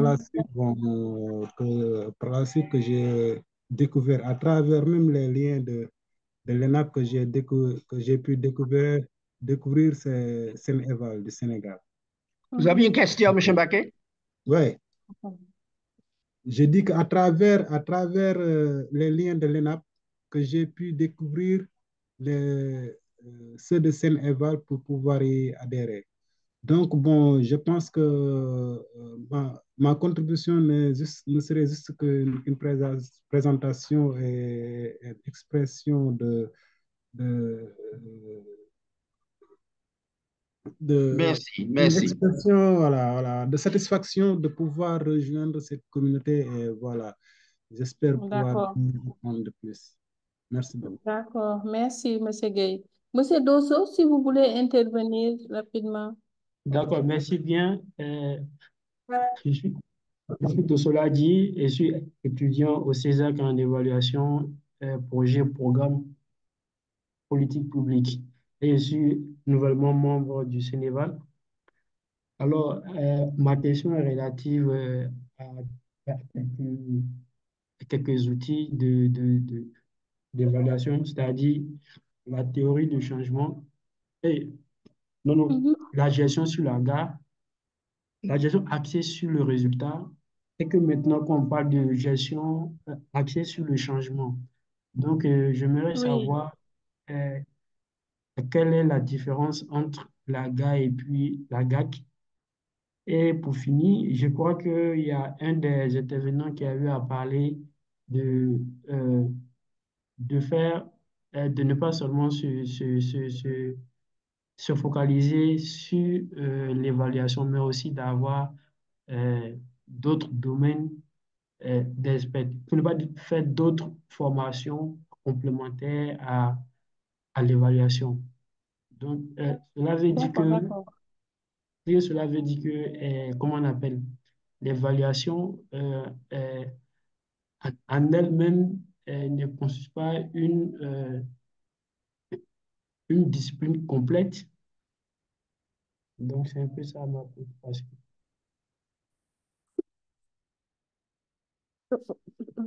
Donc, mais,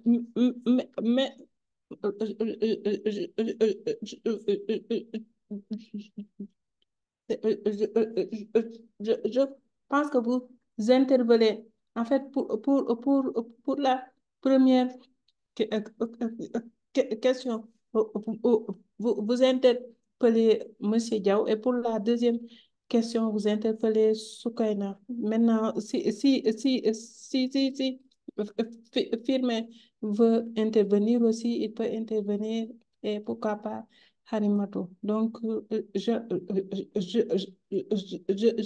laisse les intervenants euh, répondre à ces deux questions. Maintenant, on va passer à la session clôture, sauf s'il y a une dernière intervention, plus- plutôt à la session de clôture. J'espère que les participants ont vu les documents que nous avons présentés, que nous avons partagés dans le chat box, que ça soit le dernier document que j'ai partagé sur l'écran. Mais, mais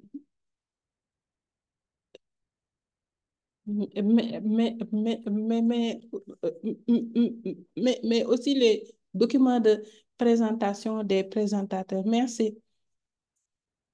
Si vous pouvez intervenir, OK. Je vais Ibra, prendre la différence ou la complétude entre la gestion axée sur les résultats et puis la théorie du changement.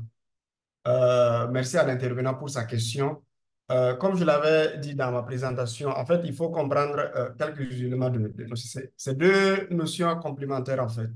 Donc, mais au niveau de la gestion axée sur les résultats, donc, c'est-à-dire que la méthode met l'accent plus sur l'atteinte des résultats, ou bien la mise en œuvre de mesures de rendement, ou bien d'apprentissage, et l'adaptation ainsi que la production de rapports sur le rendement. Par contre, la théorie du changement vient renforcer la racine analytique de la gestion axée sur les résultats, en mettant l'accent maintenant sur la nécessité de comprendre les conditions qui influent sur le projet, ainsi que les motivations et les conditions de divers intervenants.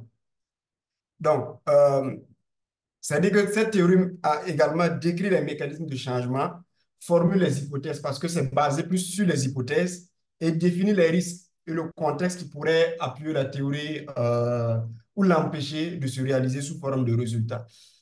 Ce n'est pas deux notions différentes, mais c'est deux notions qui se complètent. Voici ce que je pouvais dire. Je vais peut-être laisser la parole à Soukaina ou à d'autres intervenants s'ils peuvent compléter s'ils veulent. C'est ce que je pouvais dire. OK. Merci beaucoup, Firmin. Je compléterai par, enfin, c'est très bien expliqué, hein, tu as dit l'essentiel. Euh, En fait, ce qu'il faut comprendre, c'est que la gestion axée sur les résultats, c'est une approche, c'est une manière de percevoir les projets, puisque il y a plusieurs années, ce qui se passait, c'est qu'on mettait en place des projets et ensuite, à la fin, on faisait le bilan pour voir ce qui se passait. Avec la gestion axée sur les résultats, on ne fait plus ça. On a des objectifs à atteindre et en fonction des objectifs à atteindre, on réfléchit à comment mettre en place le projet. Donc ça, c'est la gestion axée sur les résultats. Et comme le disait mon collègue, en fait, la théorie du changement, elle vient en appui puisque c'est un outil utilisé dans le cadre de la gestion axée sur les résultats. Et cet outil permet effectivement de réfléchir à comment, de manière rétroactive, partir de la finalité du résultat et remonter la chaîne avec des hypothèses pour savoir quel type d'activité on met en vue d'atteindre ces résultats. Voilà, merci.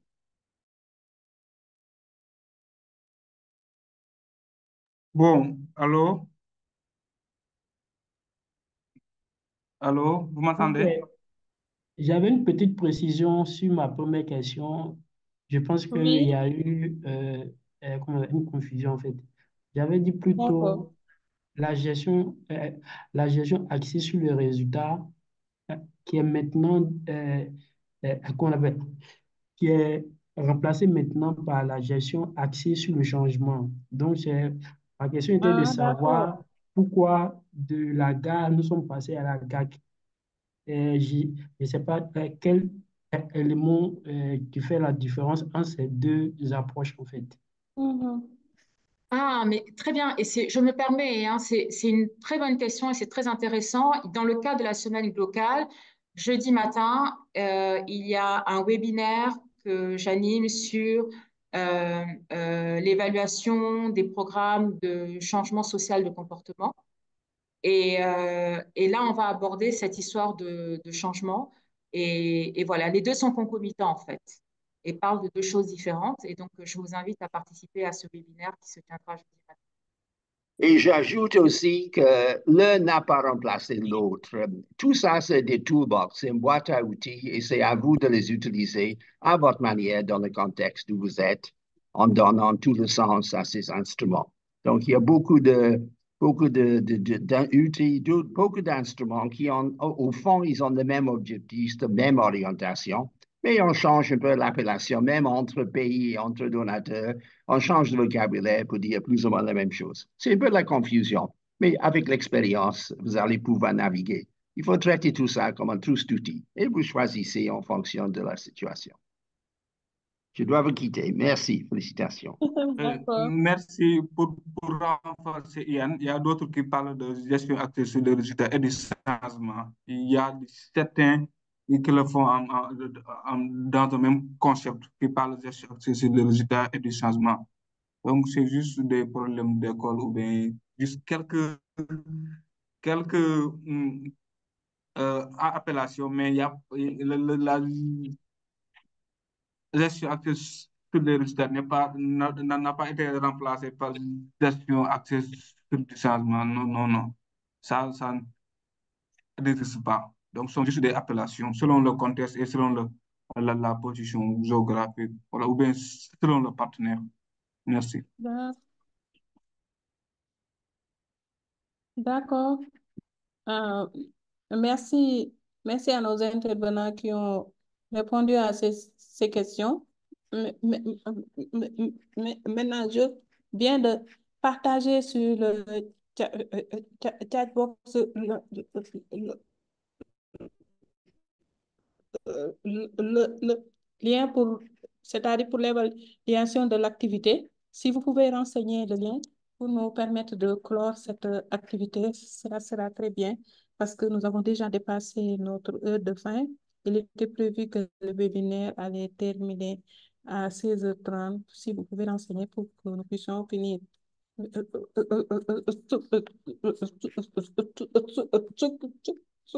Non, si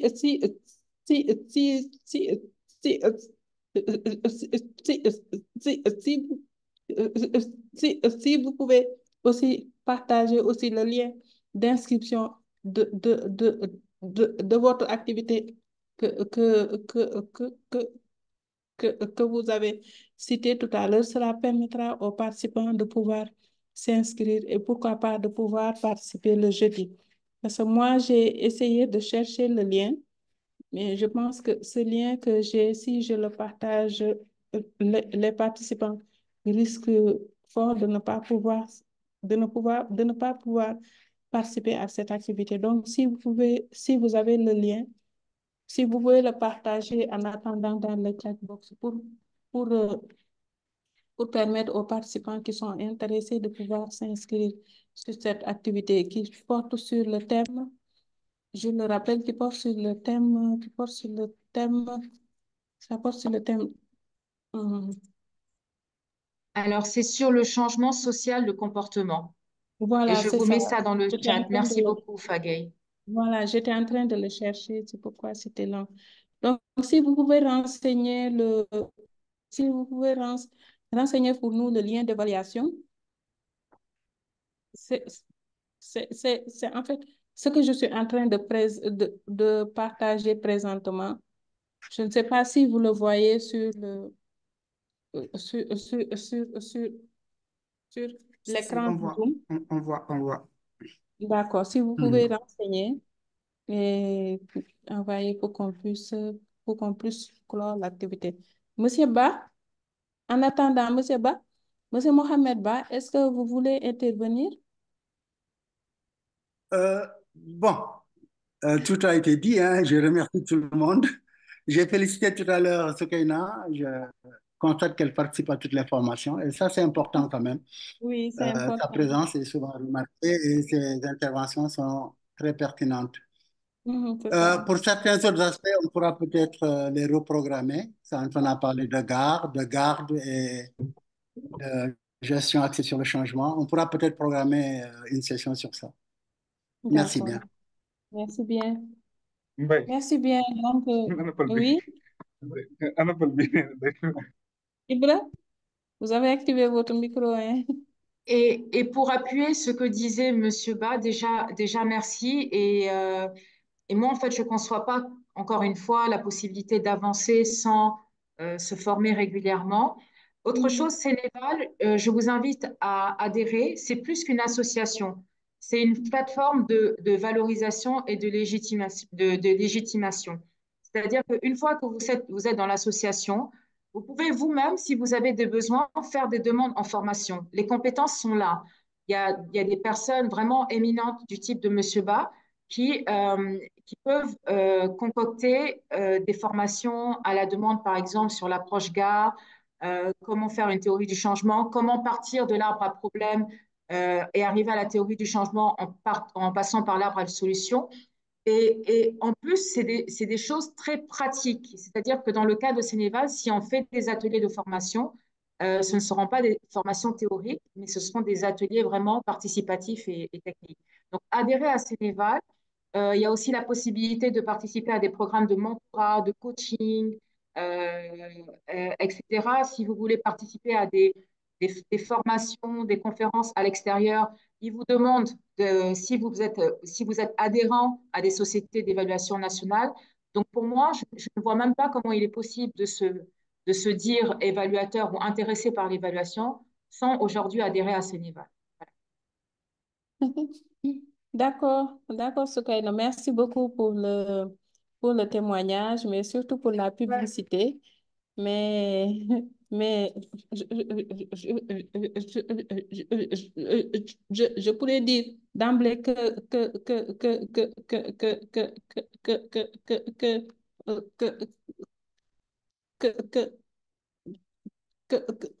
le partage de ces expériences est vrai parce que moi-même, j'ai adhéré depuis 2018 et j'ai pu bénéficier à plusieurs formations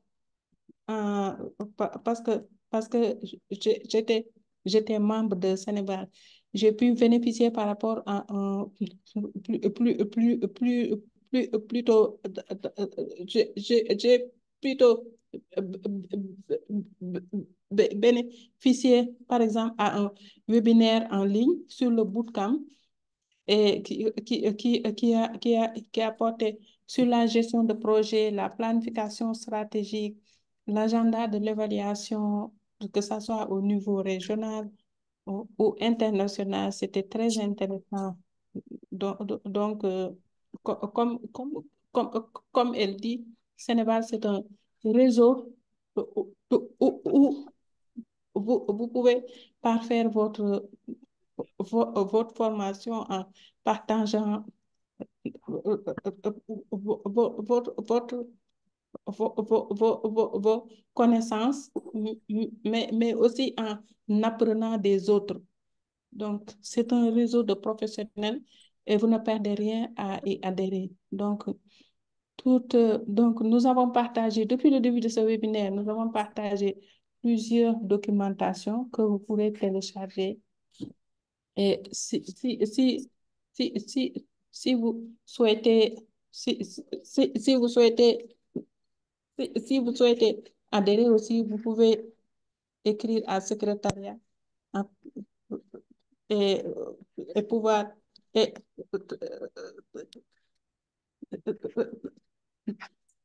à secrétariat. Attendez, je vais mettre le mail de Sénégal. Donc, vous pouvez toujours contacter le mail vous pourrez plutôt contacter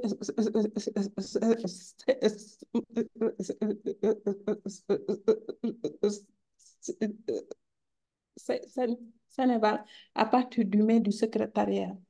Donc, je vous remercie. Si vous avez renseigné la fiche d'évaluation, merci. Alors, je voudrais dire aussi, certes, elles ont tout dit concernant l'adhésion et autres, mais dans toute association et dans toute organisation, quand on est plus actif, on bénéficie. Donc, une chose est d'être adhérent, d'être membre, une autre est de participer aux activités et d'être actif. C'est ce qui donnerait, je veux dire, les attentes que vous souhaitez avoir au niveau de Sénégal. Donc, je vous souhaite, moi-même, je suis membre depuis 2021. En 3 ans, par mon activisme, j'ai pu bénéficier pas mal de choses. Et donc, nous vous demandons à nous rejoindre et par votre activisme, vous n'allez pas regretter. D'accord, merci. C'est comment?